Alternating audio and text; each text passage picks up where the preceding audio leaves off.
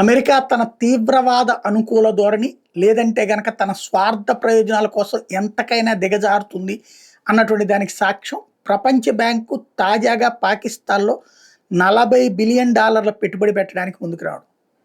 భారతదేశంలో పహల్గామ్లో ఉగ్రవాదుల ఊచకోత తర్వాతన భారతదేశానికి వ్యతిరేకంగా భారత ప్రజల ప్రాణాలు తీసి మతమడిగి చంపినటువంటి ఆ, ఉన్మాదులకి కేంద్రమైనటువంటి పాకిస్తాన్కి అమెరికా చేస్తున్న సాయం ఇది.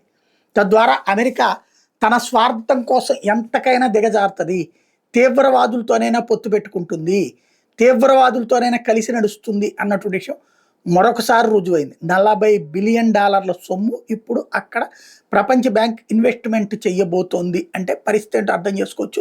ఇప్పటికి IMFకి ప్రపంచ బ్యాంక్కి కనీసం 21 సార్లు డిఫాల్ట్ ప్రకటించుకుని అంటే దివాళా ప్రకటించుకున్నటువంటి దేశానికి మళ్ళీ డబ్బులు ఇప్పిస్తోంది అంటే ఏదైతే ఈ కుకీ ఐలాండ్ అనేటటువంటిది ఏర్పాటు చేయడానికి అమెరికా చేస్తున్నటువంటి కుట్ర, బంగ్లాదేశ్లో ఉన్నటువంటి ఏదైతే అక్కడ ఉన్నటువంటి ఒక ఐలాండ్ని తీసుకుని సెయింట్ మార్టిన్ ఐలాండ్ని తీసుకుని దాంతోపాటుగా మణిపూర్ దాకా ఉన్నటువంటి ప్రాంతాన్ని అటు బర్మాలో ఉన్నటువంటి ప్రాంతాన్ని కలిపేసి ఒక దేశం ఏర్పాటు చేయాలనుకునేటువంటి కుట్రలో భాగంగా పాకిస్తాన్ సహకారం కోసం ఈ అడుగులు వేస్తున్నట్టు కనబడుతోంది.